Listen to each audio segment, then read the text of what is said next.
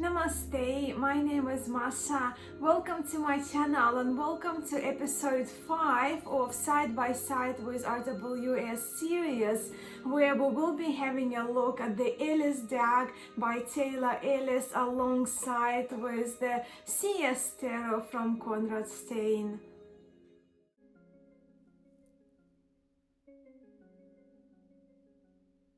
Now, if you haven't seen any episode of this Side by Side with RWS series, and if you are very new on my channel, thank you so much for stopping by, and I really appreciate your time here and having you here.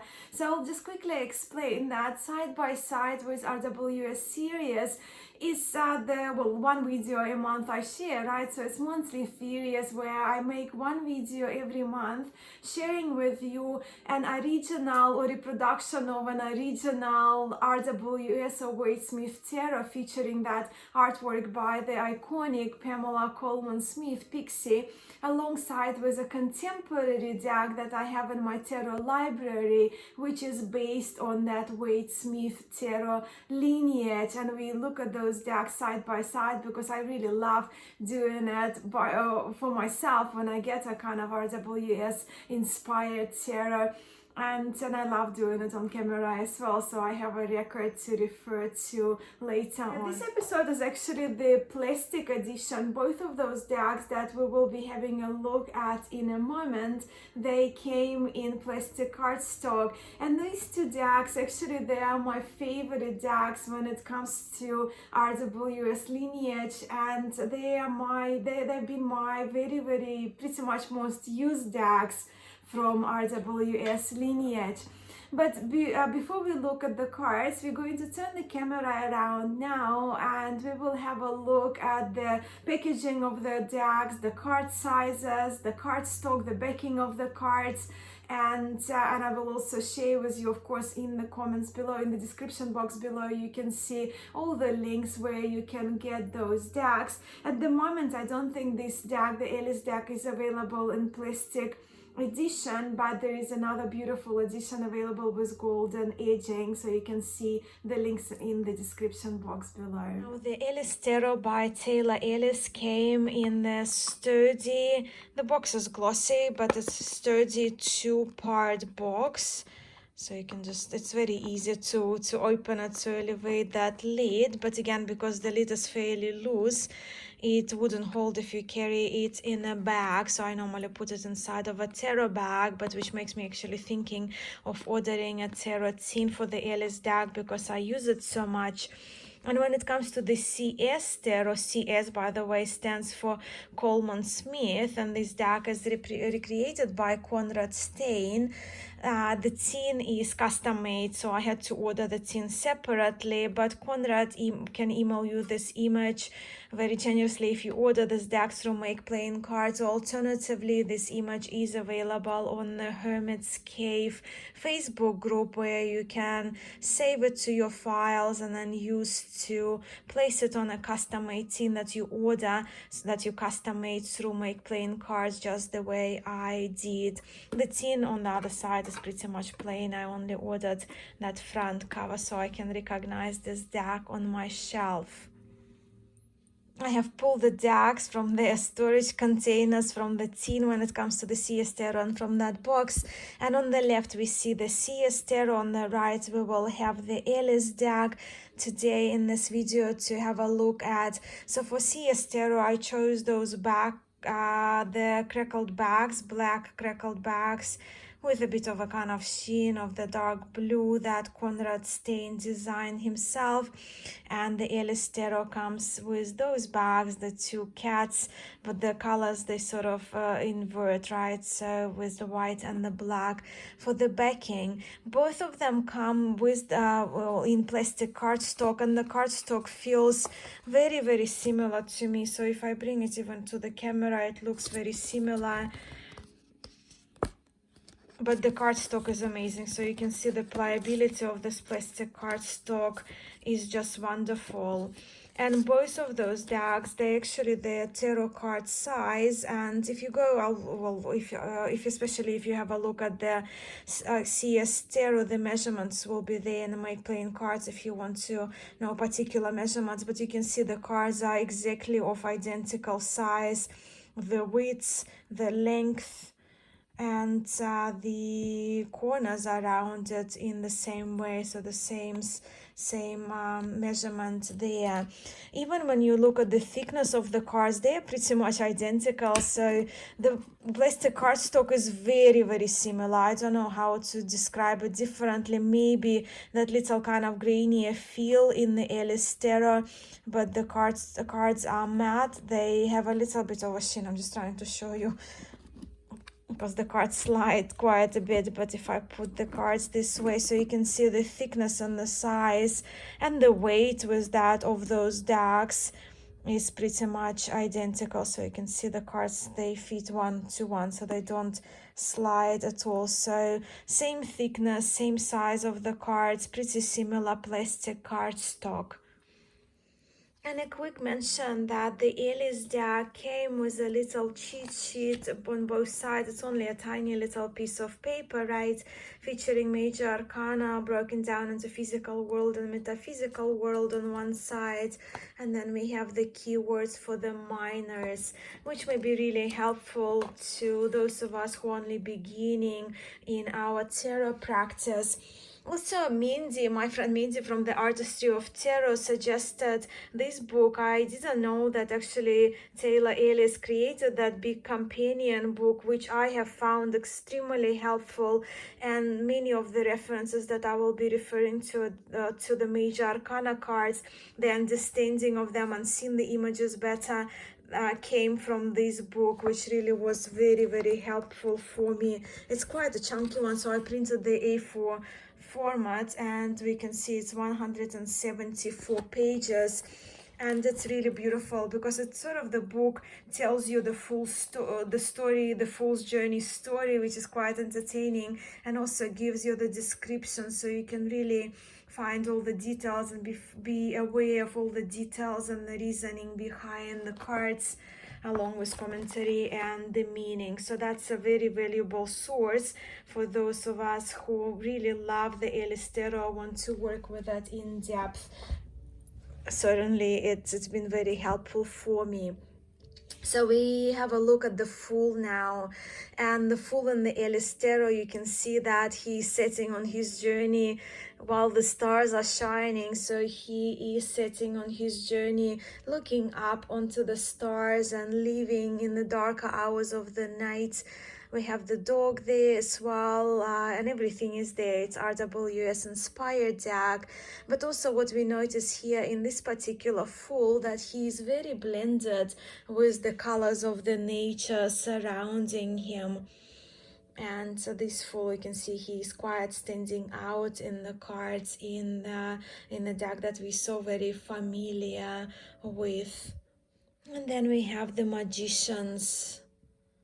The Magician in the Ellis deck, we can see he's holding the aces of each suit, right? So we have the sword, we have a rod, we have a cup, and we have a pentacle, but he's got a few arms. He's got 6 arms, and he is handling his tools with dexterity of a magician. He is tall and he is very slim. He's got this long gray beard and long gray hair. He has 6 arms actually. So we see the 2 arms, they're holding a rod and a sword. We have 2 hands together at his heart space in Namaste Anjali Mudra, right? And then we have 2 other hands holding onto the cup and the pentacle, which he is kind of handling while balancing on one foot in that yogic tree pose, Vriksasana. Also, what we see, the brim covers his eyes, so we don't see his eyes, they're hidden, and the pointy head extending all the way up. We do see the third eye, though, positioned and open there. And above his head, we have that infinity symbol that we so familiar with, right? Lemniscate symbol. We see the cape is bright and almost like a sun, with the sun rays of the sun, bright and orange, where in the Coleman Smith deck the cape is red of the magician. I do very much love this representation. And moving on to our high priestess. So you can see how the Ellis deck is based on RWS quite heavily, but so creatively. So we have both of our high priestesses there looking forward, and while the CS the RWS Pamela Coleman Smith artwork, the high priestess, she's seated on a chair. We have the priestess in the Ellis deck, the high priestess, she is elevated on this column, on the pedestal, if you will, and she's sitting in Padmasana, so you can see in a lotus pose, meditating in her temple there. We see the black pillar, same black and a white, grayish white pillar here as well, and we see the moon phases reflected on those pillars. Behind we see the pomegranates, of course, in the Pamela Coleman Smith depiction, and we see the pomegranate curtain halfway open in the Ellis Tarot with the moon shining, as we can see behind the curtain and behind the high priestess. We have her hands are turned upwards, which I really love, and a gesture of receiving. We have the butterfly in one hand, we have the yellow golden serpent in the other, which forms partially her clothing. She's sitting nude here, and of course the leafy vines and leaves, they form the other part of her clothing. Her eyes, you can see the different colors. We see the blue eye and the white eye. And the Empress. So we have a seated Empress in our original RWS depiction, and we have more of a standing Empress in the Ellis deck. Both of them are facing straight ahead. We can see the pine trees, the forest, the trees behind, both of them depicted. And this Empress, she does have two antlers, right? So two different colors, the kind of brownish and the goldish orangey color. Each of them features 6 stars on in those antlers. And for me, also being a student of yoga, this deck is so very exciting. In the previous 2 cards, as you remember, we saw the magician in a yoga pose, we saw the high priestess in a meditation pose and a lotus position, and here in the Empress we see 7 chakra centers are represented through the markings on the Emperor's body. The largest marking, of course, we can see that red flowery pattern there for the root chakra. Then we have that more orangey marigold like flower for the sacral chakra. We can see the marking for the solar plexus, the heart chakra, the throat, the third eye, the crown of the head, throughout of the body. She has this cascading, very long, wavy blue hair, and with her right hand she's holding onto the shield. We do see the shield, of course, from the RWS Tarot as well, and the shield has the 2-headed dragon, and we have the Venus symbol as well. In her left hand we see she's holding onto the scepter. Both emperors in those decks are sitting on their thrones, and I'm more talking about the Ellis deck because it's a very special deck and it's very imaginative. I think that very creatively and cleverly done. Of course, I adore, as you can see, the Conrad Steyn tarot, the crackly backgrounds that he created, the way, the sharpness of the images of this version of Smith Way tarot is absolutely beautiful. But in the Ellis, the emperor, well, we have two realms again, so they correspond among those two decks. And this emperor's throne, he is sitting pretty much like inside of the mountain, right?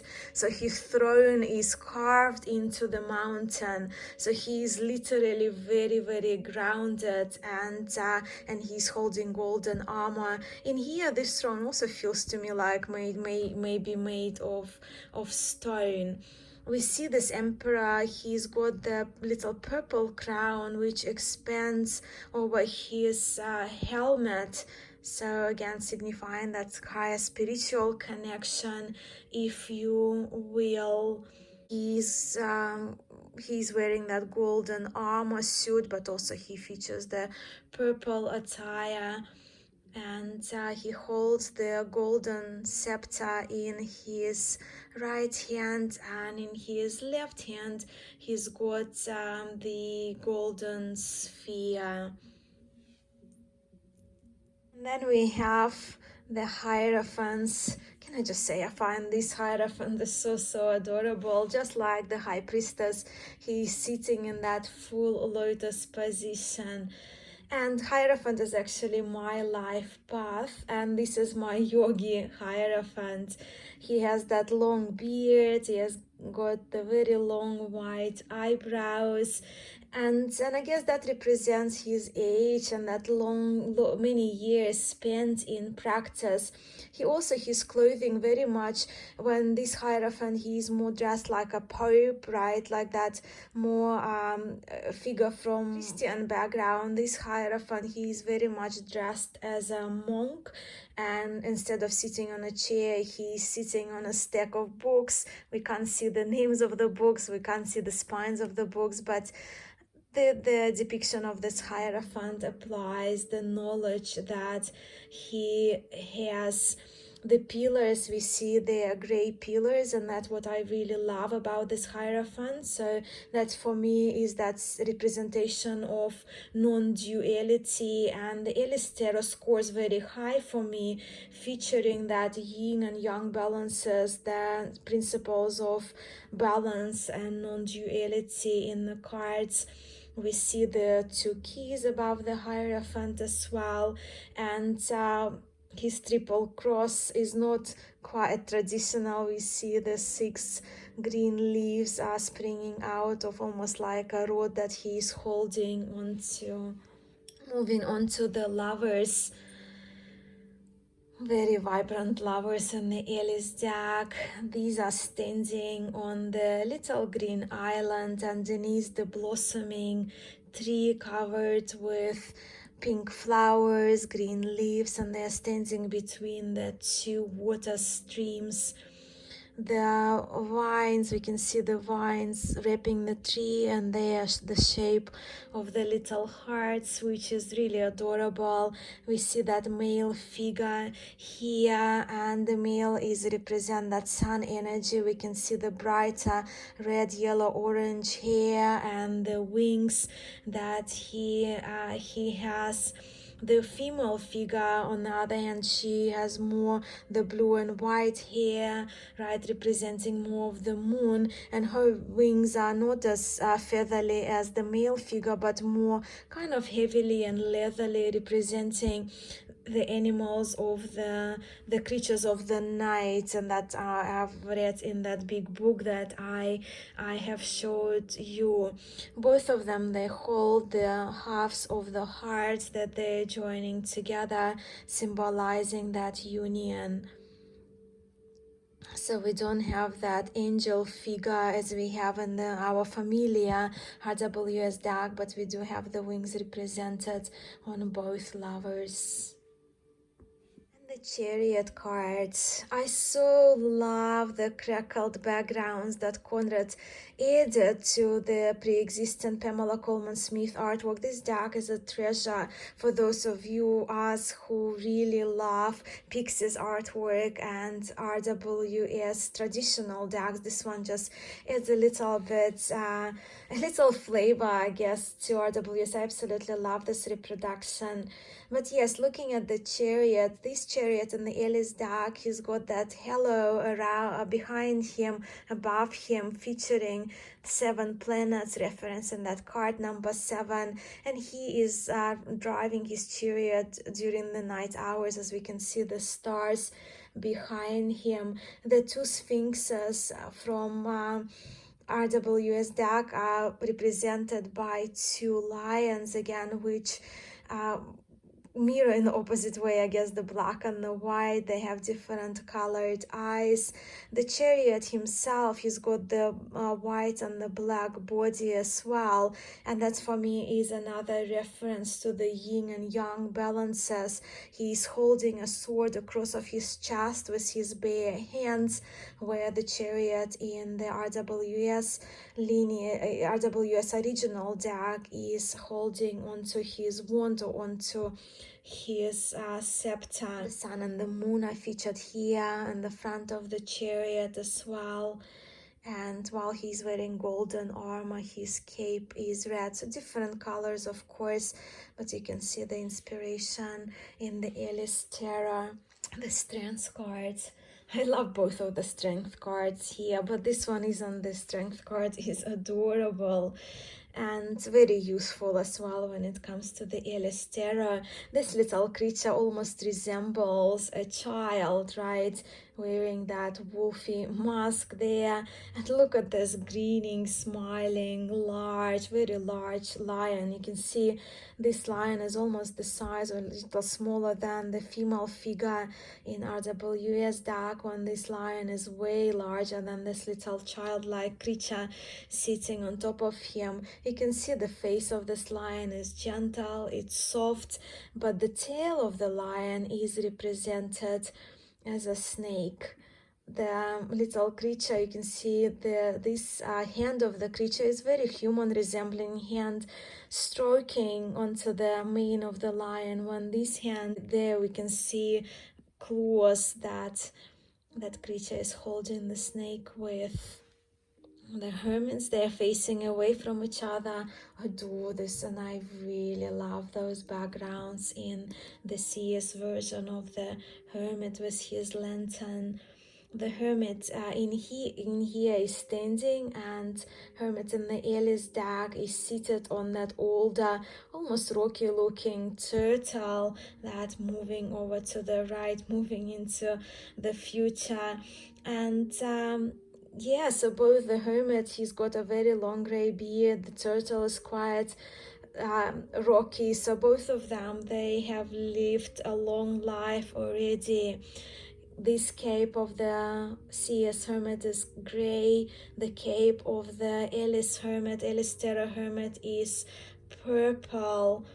And actually in this deck we do see 3 hermits there. We can see the hermit, we can see the turtle, and we can see a teeny tiny little snail as well on top of the turtle. What I love about this lantern, that it represents 4 colors, and I haven't brought my magnifying glass, if you zoom in, it's also the cup, the one, the suits are represented, but we can see good representations of the colors of the suit in this hermit version.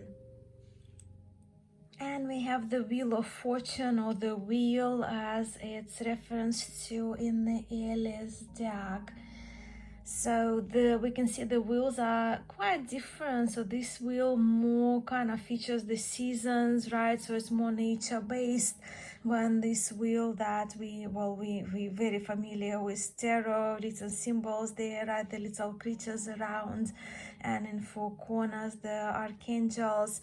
But let's have a look at this wheel. So towards the surface of the wheel, we can see the seasons are represented by the colors of the branches of the trees, right? So of course we'll probably see that the greenest one is the spring, right? Beautiful depiction, I think.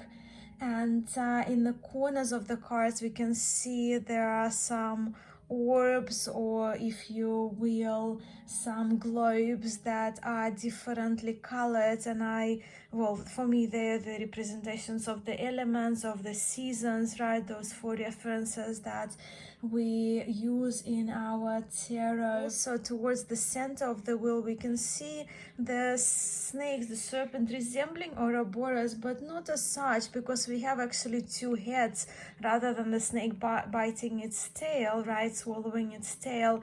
We do see the 2 heads of that snake, and the top one featuring the young symbol in the eye, and the bottom one featuring that yin symbol.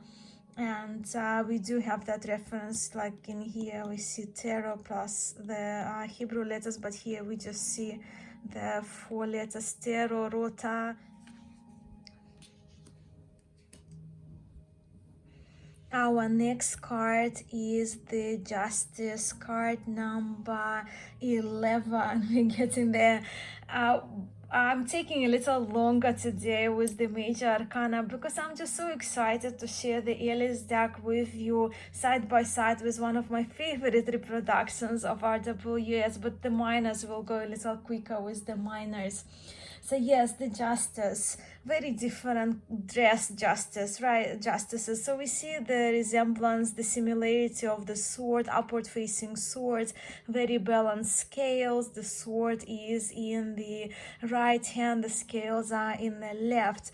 The crown is still present, but the coloration is very different, and I love them both. But look, I've been really enjoying, and I've been obsessing about the Ellis Tarot. You probably can tell by now watching this video, but this Justice, she's dressed in black and white, right? Black and white dress. She's wearing that black and white crown, or not quite wearing the crown, is just above her head, perfectly divided into that balance of black and white. But what I do love is how her body, her skin, the face and the arms and the hands are of gray color. That's once again bringing into that non-duality I so very much appreciate by blending the black and white to make gray. Her eyes are downcast, and whether they're closed or facing just past the tip of the nose in a small kind of focus meditation gaze, her right hand is holding the white sword, and we have that eagle kind of holding onto the snake, where the left hand is holding the perfectly balanced scales with that eagle reversed, and the role of the eagle and the snake are reversed. We see the yang and the yin symbols depicted in the scales. With the hangman, we see both of them are hanging upside down. Both of them are in figure 4 when it comes to in a reverse 3 pose, right? When it comes to their legs, but they're kind of reversed in a direction. Both of them are facing straight ahead at us with their eyes open and have that yellow halo around them, above their head, above their sort of crown chakra, right? But also what I love about the hangman in the Ellis Tarot, we can see that green serpent wraps its way up towards the head of that rabbit hand man. And for me, that signification as representation of Kundalini energy, and the way it circles, it almost kind of wraps around in this chakra centers. But see how this tarot is so cleverly done, featuring chakras, yogic meditation, and balancing poses. And I mentioned on my channel before that for me, when the hangman card appears, for me it's a reminder, yes, to kind of view my world upside down, but also to flip and stand on my head, right? To do kind of a reversal position of my body, because at the very base level, that's how yoga saved my life, through those inversions. And with that kundalini energy there, right, flipping upside down, even the branches of the tree, if you look at the shape, they resemble Vajra. Our death cards are rather different. We don't see any horse here. We don't see any other creatures in the Ellis deck. When, of course, we see the death on the horse, and we have a number of people there depicted as well in the death card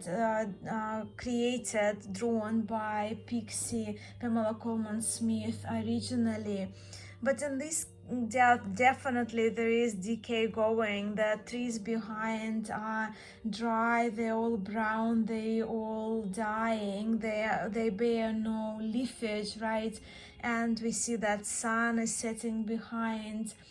And also with all the wilted leaves here of that bush that is just behind, or maybe the bush that the death is sitting on top, we see that little stem coming through all the way up, and we see 3 green leaves and a rosebud there at the top about to open. And we can even see that sand timer right here in the hands of the death, saying that the time is about now, or the time has run out.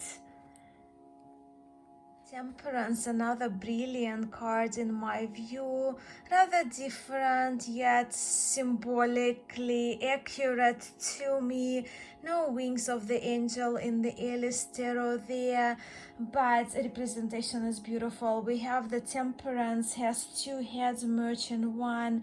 Both are crowns, so we see the crowns on both heads. Both have antlers, but both also have again the symbol of the yin and the symbol of the yang depicted there. So our male once again is the sun, right, that fire element, and the female is the moon. Both of them have one eye opened, one eye closed, and the closed eye for me indicates that wing, that joyfulness, that sometimes it's okay not to take things too seriously. And they also have the wings, so we see the male creature have the wings spreading, the feathery wings spreading upwards, what we probably remember from the Lovers cards, right? And the female wings, they are more bat-like, extending downwards towards the moon as the female representation of the moon, and the male representation of the sun. And I'm talking about not the sexes here as such, not the genders, but the feminine masculine interchange of the yin and yang energies there.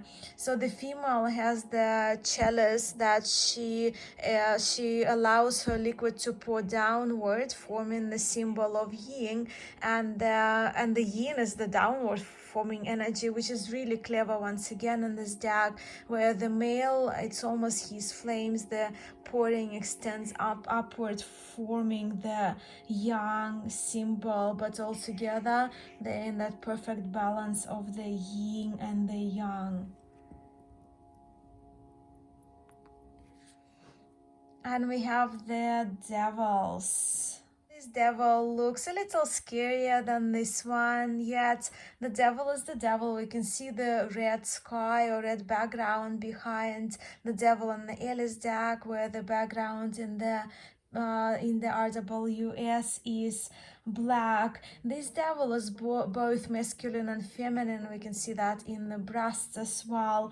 And it seems to be both human and an animal. So it's got a goat head. Again, is it a goat mask or is it a goat head? He has 4 arms. So our devil in RWS Tarot has 2, where the Ellis devil has 4 arms, and he actually, in his hands, he holds the tools resembling the tools of the magician, but with his own satire and laugh at them. So we see that one hand references to the pentacle there, which is reversed, of course, the reversed cup pouring downward, right, the chalice. And then we have the sword and the wand facing downwards as well. We have the sword is holding more of a male looking goat, and we have the rod is attached to the collar of the female goat, but both of them are just the goats. They look quite cute, aren't they? Here we have the Tower card in both decks. This tower is crumbling. We have human figures falling off the tower. Where here we don't have any creatures falling off the tower, but we do have that pool of water in front of it. The building materials is quite different, so this one seems to be more evenly built stone type of a tower, when this one is built by blocks, by cubicles, interesting cubicles that we don't know whether it's a modern material or whether it's old. And this strike seems to be coming lightning, right? Just a lightning, and here the sun seems to be striking our tower in the Ellis Tarot, and the moon is actually just underneath, which is closer to the waves of the water pool here. So once again we see that relationship between sun and the moon, the yang and the yin, the light and the dark. The star is probably one of my favorite cards in RWS Tarot. I adore her. This star depiction is rather different, but this star does have 7 points which radiate in more ways than 7, in multiple ways. And we almost see that more kind of a phoenix rising type of a firebird rising. This star card is a new depiction to me, but I really like it now that I have read with this deck, where this star seems to be so familiar with the depiction and so resembling of a Marseille tarot stars. Well, I love them both really. Oh, the moon. Can we just talk about the background in the moon cards and the C.S.Tarot? How striking and beautiful that background is there behind the moon. But the Ellis Tarot moon, just wow. We can see those two dogs, and while they sort of resemble those two dogs of RWS Tarot, we can also see that the smaller dog may be a little bit more domesticated. He's seated, when the larger dog, the black dog, he is more of a wolf type of dog, which is more from the wild, right? And the right side of the forest in here is represented by our trees, like pine trees, where this side have thorns and that prickliness, and that hands are almost trying to grasp and grab the moon. The stars that surround the moon in here, they seem to be reflected in the lake, and the moon itself, the full moon, is reflected as the female, the face of the female. But is it really reflection, or is it an illusion of that female featuring those, again, 2 different colored eyes? I have to refer to a guidebook for this particular sun card, so I just wanted to share with you a little how the guidebook is written and the description by Taylor Ellis. Well, when it comes to the sun card, again, another favorite in the deck for me. The sun burns high in the sky. The face of the sun is that of a lion. The masculine fatherly energy of action shines over the day. Cast forth from the sun are golden yellow rays of light. These permeate us with warmth and nourish the trees below with energy for photosynthesis, allowing them to provide food and oxygen in the world. The sky behind the sun is bright yellow, symbolizing the 3rd power chakra.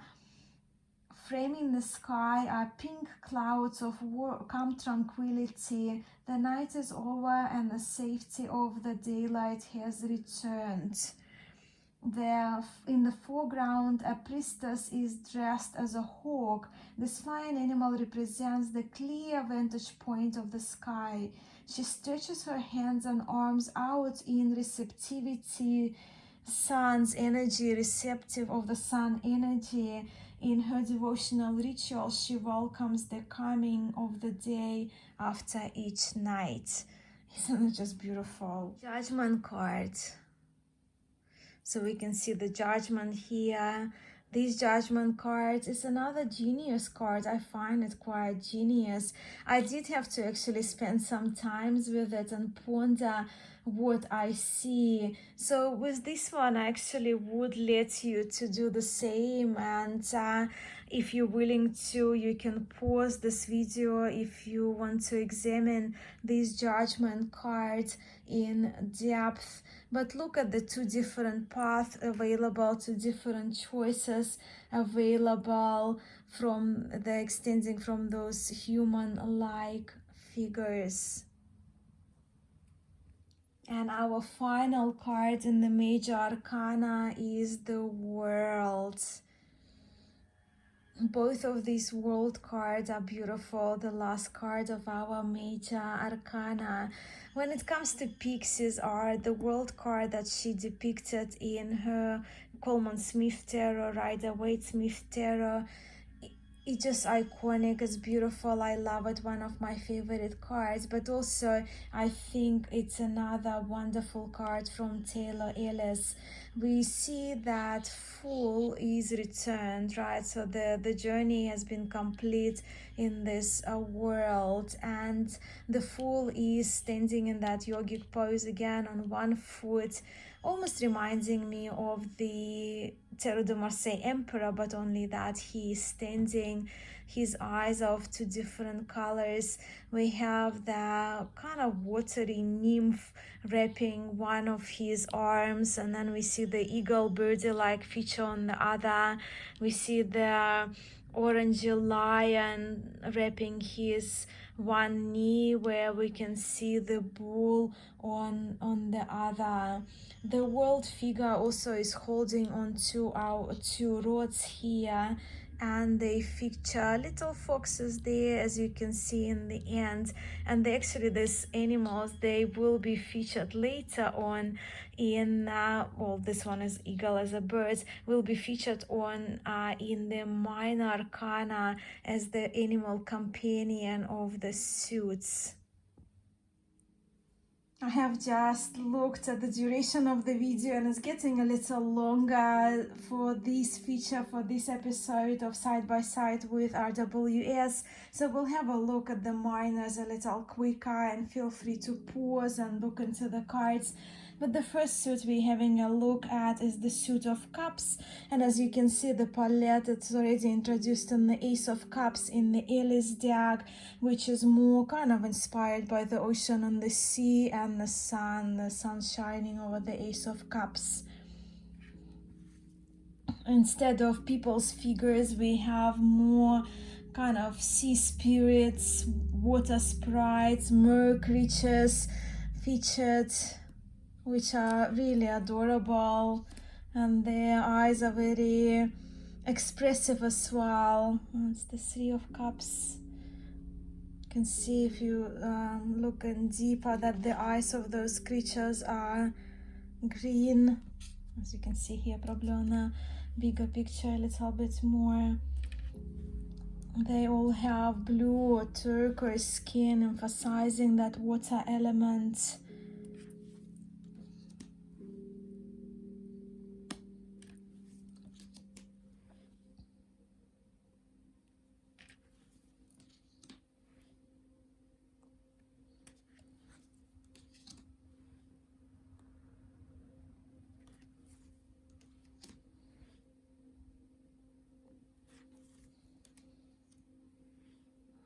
Here also every suit has companions, and here this mer creature has the companion of a seahorse. The knight is riding a seahorse, which also has green eyes.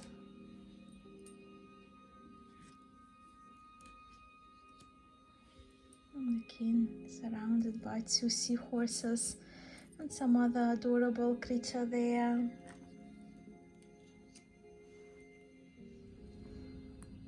We can see the immediate color palette on the suit of pentacles in the Ellis deck, which features the black backgrounds, more golden coins, and the beautiful greens of the leafage represented in the Ace of Pentacles. And the creatures there, they're very earthy, they have more golden eyes, and this bright, rich green is consistent throughout the suit. Three of Pentacles. Our earthy creatures, they have more whiter skin, whiter and gray skin color. And you can see the Four of Pentacles also. It's just a very grounded color palette, very grounding color palette. And we can see those earth creatures, figures. They seem to be skilled, they seem to be hardworking and going about their business. We also do have a companion animal, and for the suit of Pentacles, a boar is the companion animal, strong and grounded.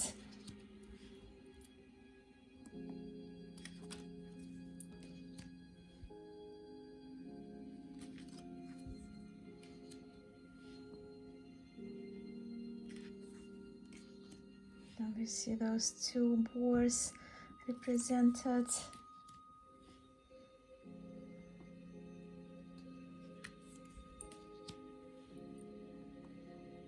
The Knight of Pentacles instead of a horse, and they move in different directions if you look at the RWS, but he is moving on top of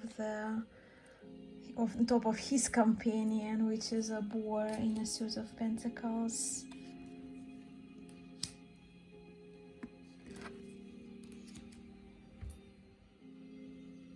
And the suit of rods and Ace of Wands, of course, suit of Wands for RWS, which was renamed as a suit of rods in the Ellis deck.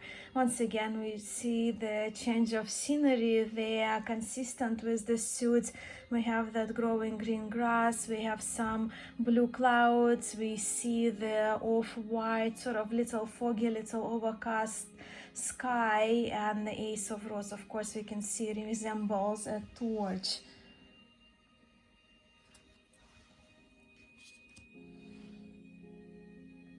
And we see those beautiful green creatures in this deck, green characters featuring pink eyes in the Ellis deck. And here we see the first representation of that companion animal for the suit of rods, which is a fox, and I adore it. And this little figure, almost like fae-like, walking into the forest. So again, we see those foxes. Some of them have more tails, which is very reminiscent of the kitsune, fox fire spirit from Japanese Shinto religion, right? Shinto spirituality.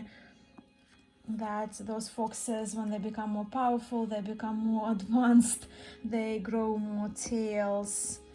But fox is one of my favorite animals, so I absolutely love the representation of the foxes as the animal companion for the characters in the suit of fire.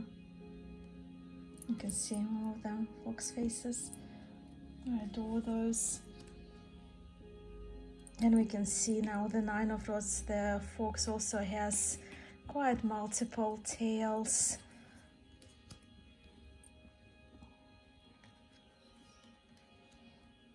Page of Rods, so again we see it's a bit up, the little creature, little fey creature is a little closer to us, green face there, dressed in more leafy kind of clothing.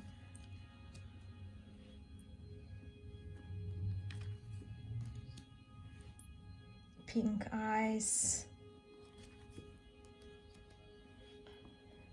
cannot say enough good things about the Ellis Tarot, and of course this reproduction of the C.S.Tarot too. The swords in the Ellis deck are depicted in sort of this paler, pinkish, purplish, reddish background. I feel like a mix of all those three colors. And straight away as I handle, we see that blackbird, possibly resembling a crow or a raven, which is the companion bird for this suit in this deck. And we of course we will see these blackbirds throughout. We see the swords, but they are not these polished swords. Many of them feature those rusty marks on them as well.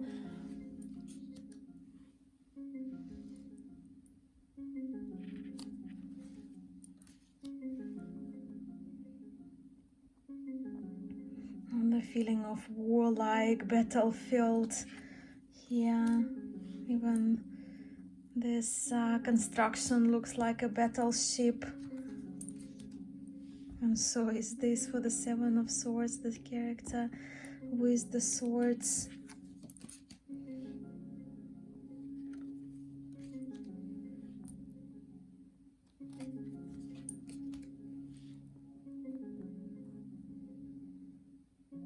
And Ten of Swords, he's trying to get up. And we have the last of the suits. So we can see the characters, they have more white eyes, the clothing is more black and purple. And the blackbirds, even the mask is of the blackbird.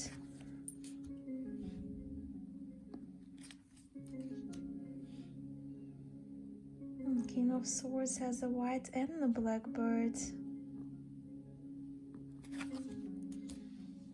And these two decks, they are pretty much my go-tos when it comes to RWS system or RWS lineage, as I prefer to call it. I absolutely love them, and I love how durable this plastic cardstock is.